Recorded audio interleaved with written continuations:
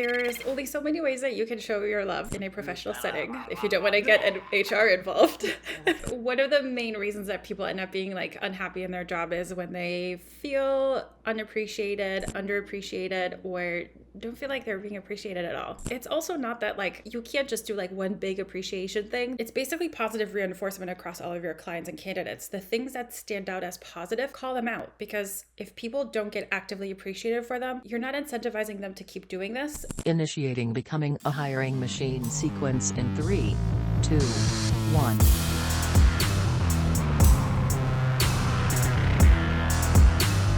Hey everyone, it's Sam Keenly, and welcome back to Becoming a Hiring Machine. This is the show dedicated to fixing recruitment by going beyond saying what needs to change and instead teaches you how to make that change.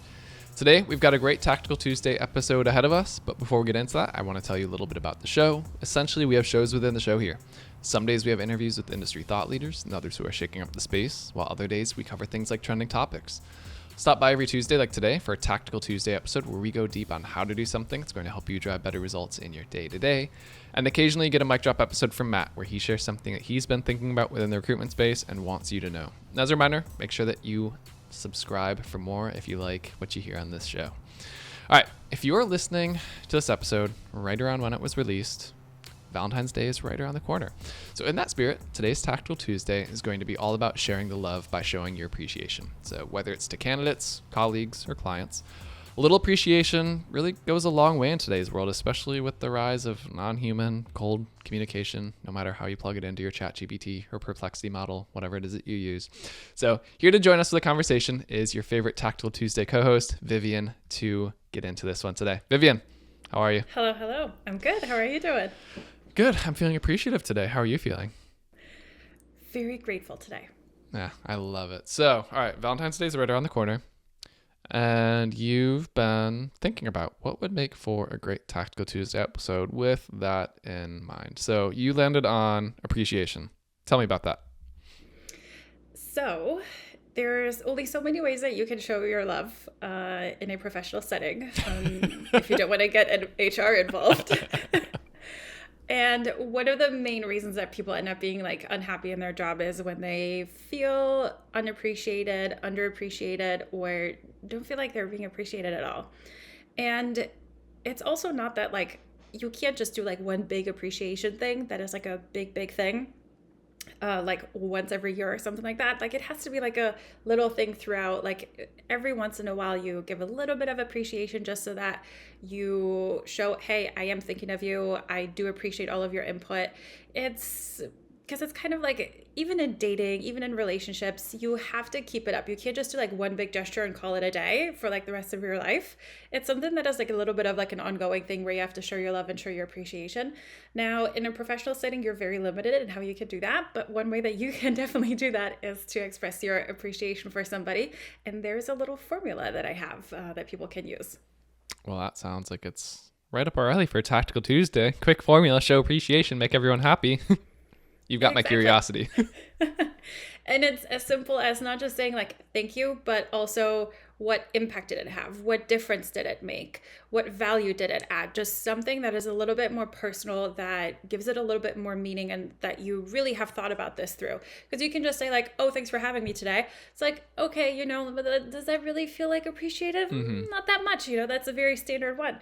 But if it's something like, thanks so much for having me, I love changing how recruitment works one episode at a time, that's a little bit more thoughtful, that's a little bit more above and beyond, and that is like, okay, well, this person has thought about this a little bit, and it gives you a little bit more of the warm and fuzzies, but in like a professional way.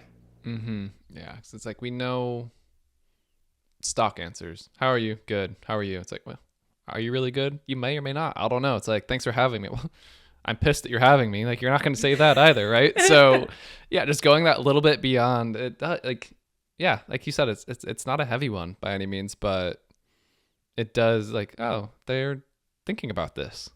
Definitely. And it's even just like when you're thinking about your own life and you're like, okay, well, like, let me count my blessings. Like, I'm grateful for the food in my fridge. I'm grateful for like having a place to live. And it's like, okay, but you're just rattling off a list of things to be grateful for because you're supposed to, but what difference do they actually make? You have fridge in your food. You have your favorite fridge in the food.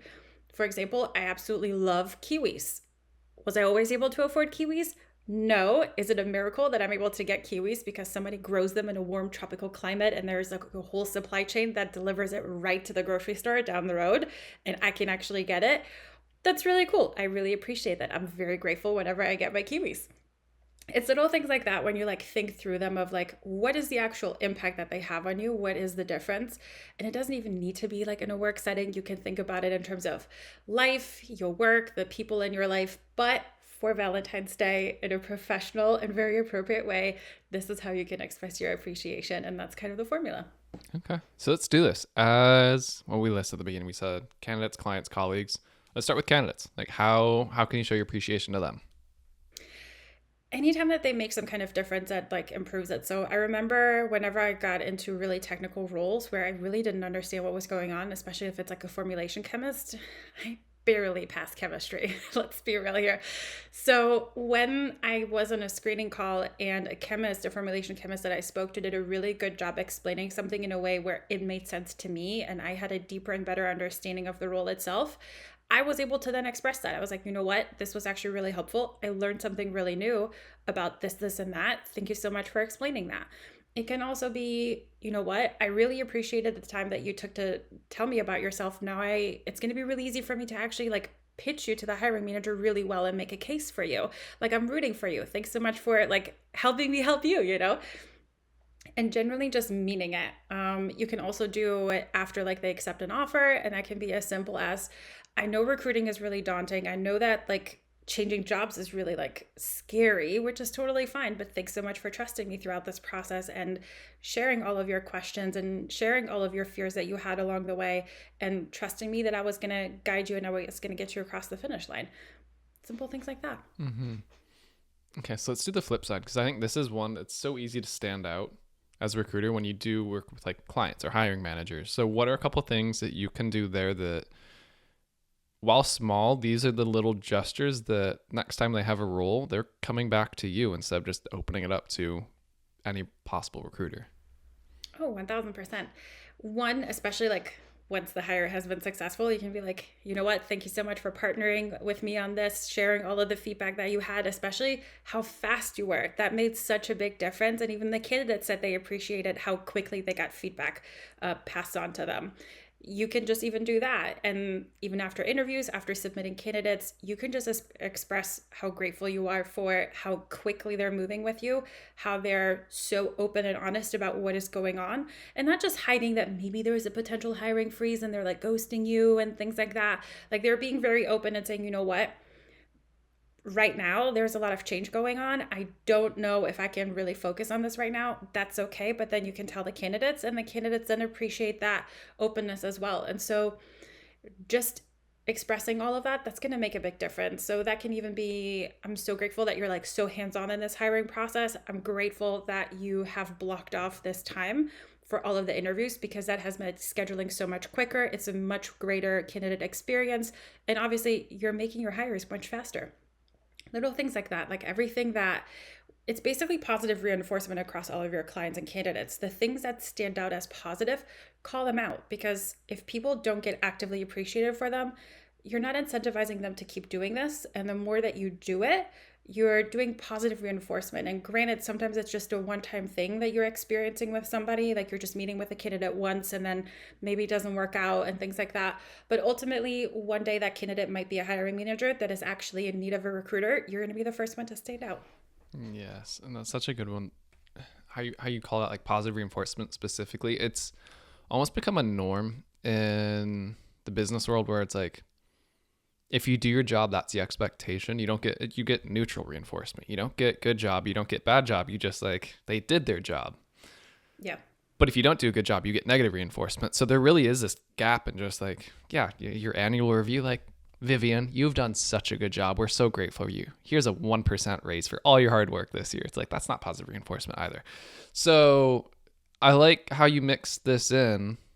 Because yeah, sprinkling this in over the way like keeps them engaged, keeps them knowing you do trust them, you value them, and just keeps them trying harder wanting to put forth the effort because they know that like they're seen by you, by others as part of it, and not just like when they mess up and then creates that fear feedback loop of like, oh God, like I hope I don't mess this up. So yeah, thinking about it in that way, that's a good, I like that model. Yeah, but also like keep appreciating people for the things that they're doing right that you're potentially taking for granted. And like the best example that I have for that is unloading the dishwasher or taking the trash out. It's things that you just have to do because that is life. But once in a blue moon, when that does get appreciated, even though that's like you have to take the trash out, you have to unload the dishwasher, that's like normal. Getting appreciated for that once in a blue moon is still really nice, right? And so you can translate that into work, that if people are consistently showing up and doing the right things, which consistency, especially with doing the tough things, is so hard to maintain long term. Periodically just acknowledging that they've been doing a great job at doing it. Like, thanks so much for always taking the trash bin to the curb and bringing it back in. I know I don't say this every week, but I do appreciate it, kind of a thing. It can make a big difference. And then all of a sudden taking the trash to the curb is not that bad of an activity, you know? Yeah. I love that. Well, I think this is a phenomenal episode for us to be appreciative, grateful. Vivien, thank you for always joining us every Tuesday for Tactical Tuesdays. Your wisdom is much appreciated, valued. And I know I could be a recruiter after listening to these, and I'm not a recruiter. So I get something from listening to you every week. So as always, appreciate it. Any parting wisdom, thoughts before I get into the final spiel? Share the love. Nobody has ever felt overappreciated. True. Unless you get a restraining order. Then they have. Different kind of blow. As recruiters, those are very fine lines. We do get into stalker mode very quickly. And if you get overappreciative, that can get dicey. Yes. We'll see anyone get there though. So, all right. Well, this was fun. Vivien, thank you as always. So as we wrap, Becoming a Hiring Machine is a production of Loxo. If you like this episode, but you're not sure where to go next, we've got a link to a similar one, and you can find that in the show notes and description of your favorite podcast streaming platform, as well as on our website. We do have full video episodes available on YouTube. If you have questions for us, send them our way, podcast@loxo.co. And lastly, if you did enjoy this episode, please make sure that you leave us a quick rating in your podcast streaming platform. It only takes you 3 seconds, but it's going to help other recruiters like you to find us. So, all right, everyone, that's the show. That was a great Tactical Tuesday. Until next time, bye, y'all.